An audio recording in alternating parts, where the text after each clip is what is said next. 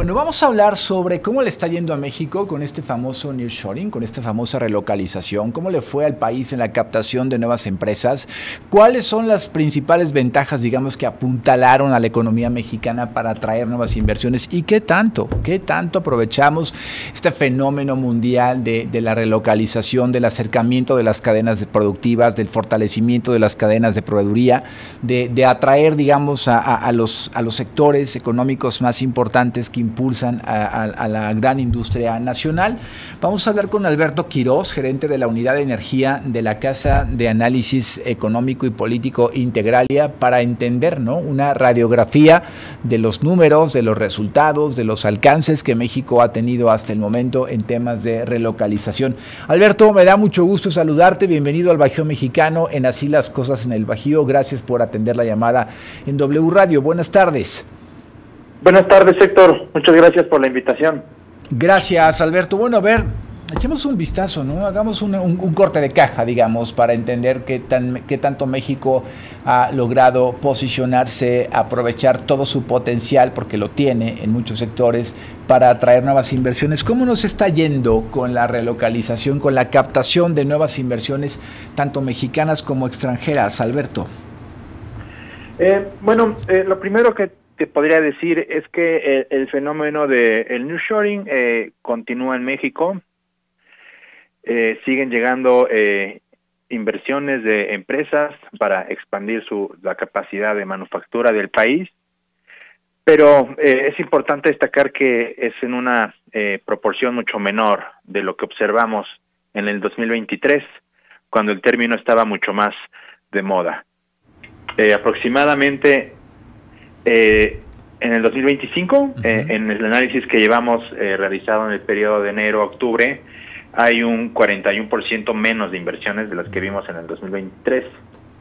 Y el número es muy similar al del año pasado, ¿no? Solo apenas un 2% mayor. Okay. Oye, déjame preguntarte, hagamos aquí una pausa. Hay una gran diferencia entre el 2023 y el 24 y 25.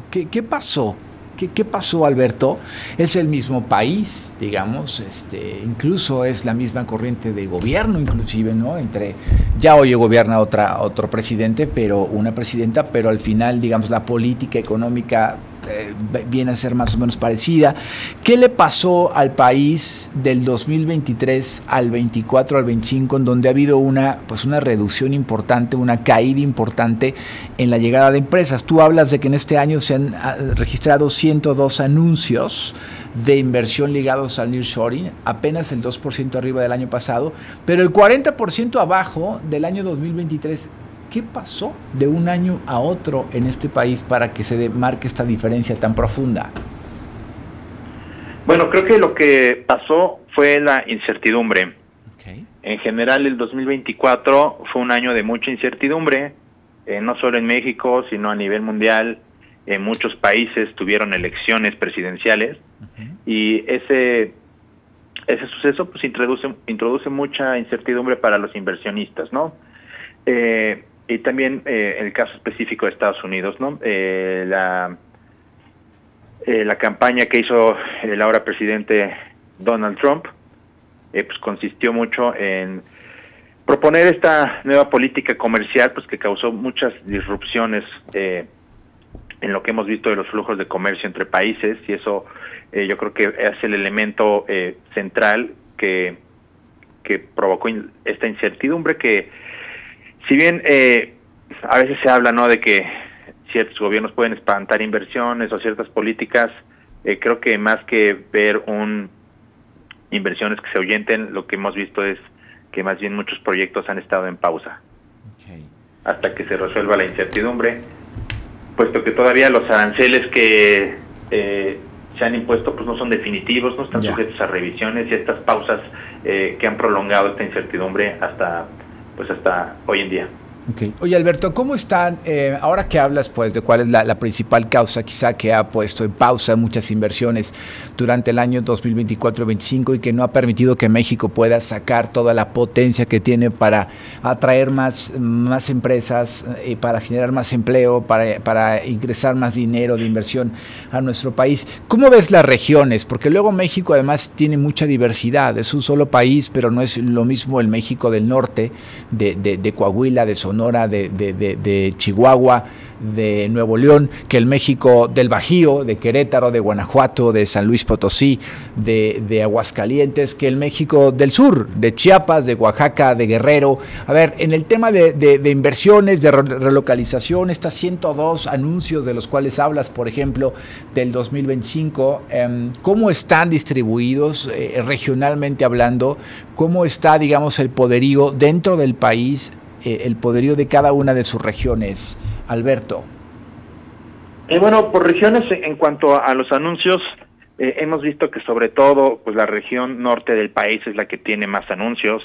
El conteo lo lidera Nuevo León, el estado de Nuevo León, seguido de Sonora, pero también otros estados del Bajío, ¿no? Sobre todo, creo que todos los estados que tienen ya estas cadenas de suministro y estas plataformas de exportación, sobre todo digo, estos estados del norte y del Bajío, que están integrados al TEMEC, son donde hemos visto más anuncios, ¿no? Yeah. También estados como Querétaro, Coahuila, Guanajuato, Durango, Colima tienen una cantidad importante de inversiones, en contraste con la región sur del país, que sigue siendo la más rezagada en este estado. Prácticamente no tenemos muchos anuncios, ¿no? En los estados del sur, Quintana Roo, Campeche, Tabasco. El caso de Yucatán solamente destaca un poquito más porque ha habido algunas inversiones importantes, ¿no? Como por ejemplo inversiones para modernizar sus puertos y también una inversión bastante importante de la cervecera Heineken. Yeah. Oye, Alberto, es Alberto Quirós, el gerente de la Unidad de Energía de la Casa de Análisis Económico y Político Integralia, hablando de cómo le va en números a nuestro país en el tema de la relocalización, de la atracción de nuevas empresas, de la caída que tuvo México de un año a otro, del año 23, el año 2023 con respecto al 24 y al 25, que ha sido muy diferente, derivado, entre otras cosas, de la incertidumbre global que ha puesto en pausa básicamente muchas inversiones que están a la expectativa de cómo se mueve la geopolítica económica y comercial. Déjame retomar, seguir con este asunto de la regionalización del país. Alberto, ¿qué sugieren desde Integralia? ¿Qué hacer para ir cerrando estas brechas? Porque es histórico, digamos, desde hace mucho tiempo sabemos que el norte, que el centro, que el sur tienen una diferencia económica importante y eso se refleja en las condiciones de vida de las familias. A ver, ¿qué hacer? Si está tan claro el diagnóstico, ¿por qué le ha faltado al Estado mexicano, a la inversión pública y privada? ¿Por qué el sur? ¿Qué pasa con el sur? ¿Qué hacer en el sur para tratar de reforzarlo, de mejorar las condiciones? Luego vemos que en el sur 60% de las personas que allá viven en estado de pobreza, según la última encuesta del INEGI, a diferencia del norte, Nuevo León, en donde apenas un 30%, en fin. Está muy claro el panorama. ¿Por qué no hemos podido, digamos, ir cerrando estas brechas? ¿Qué dicen ustedes, los expertos de Integralia, Alberto? Bueno, por ejemplo, para el desarrollo del sur del país, lo que nosotros vemos como una de las principales limitantes, pues es la falta de energía. Tenemos todos estos proyectos que aún están en proceso para expandir la red de gasoductos hacia el sur del país, porque todavía esos proyectos pues no están en operación, y todavía las plantas de CFE de ciclo combinado que se hicieron durante el sexenio pasado en Mérida y en Valladolid, pues todavía no tienen al 100% su suministro de gas. Esa es la más importante limitante, ¿no? En contraste con la región norte, que siempre tuvo acceso al gas natural, sobre todo al gas natural importado de Estados Unidos, que le permitió tener una competitividad bastante más alta en esa región del país, en contraste con el sur. Yeah. Y lo podemos ver en los precios de electricidad, o sea, los precios de electricidad para la manufactura son mucho mayores en la región sur. Y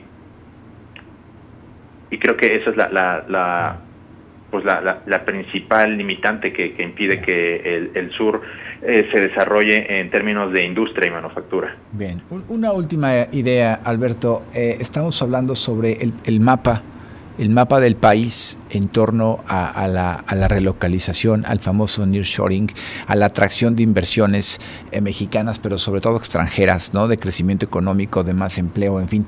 ¿Qué sectores, digamos, de estas 102 anuncios, por ejemplo, en este año, que ustedes han detectado, 102 nuevos anuncios que significan más o menos 26,000 millones de dólares, un 2% más que el año pasado, aunque un 40% menos que el año 23?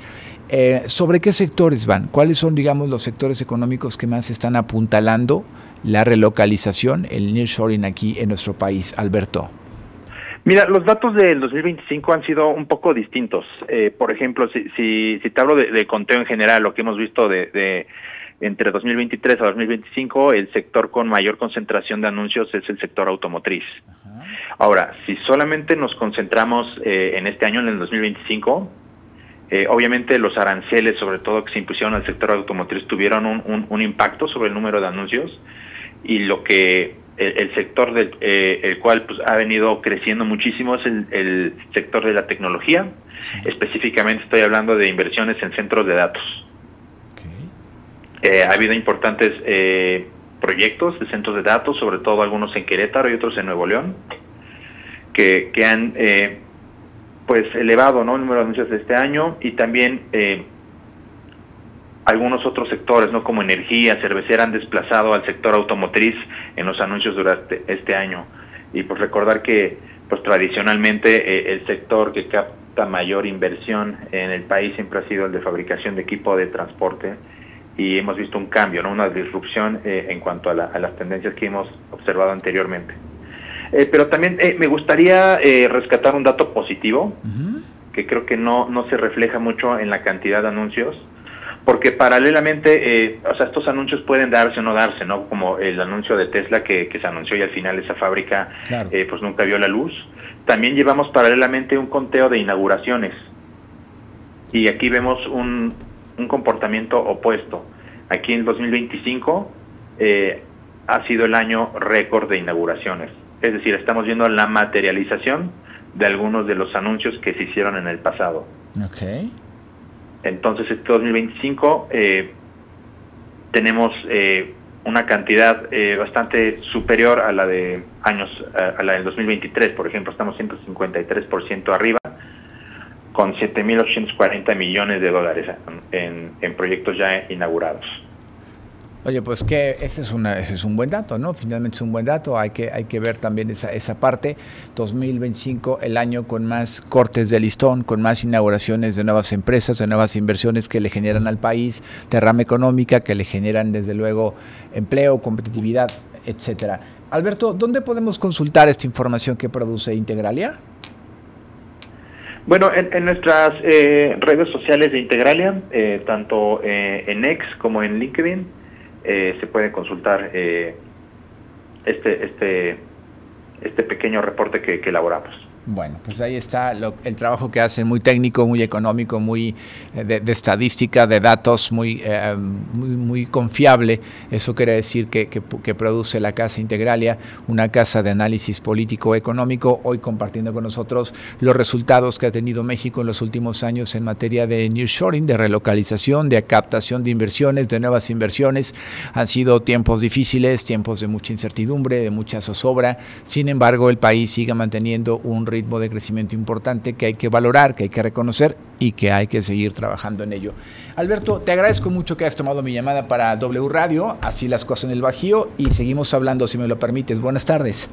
Muchas gracias, Héctor. Buenas tardes. Gracias, un abrazo a todo el equipo de Integralia. Son las 6 de la tarde con 48 minutos. Pues sí, un poco ahí contraste, ¿no? Por un lado, 102 inversiones anunciadas, 26,000 millones de dólares, 2% apenas por encima del año pasado en este mismo periodo de enero-octubre, pero 40% menos que en el año 2023. Sin embargo, no obstante a ello, un número importante de empresas inauguradas, de cortones, de listones cortados, de nuevas empresas, de nuevas inversiones, así que eso siempre es una buena noticia para el país.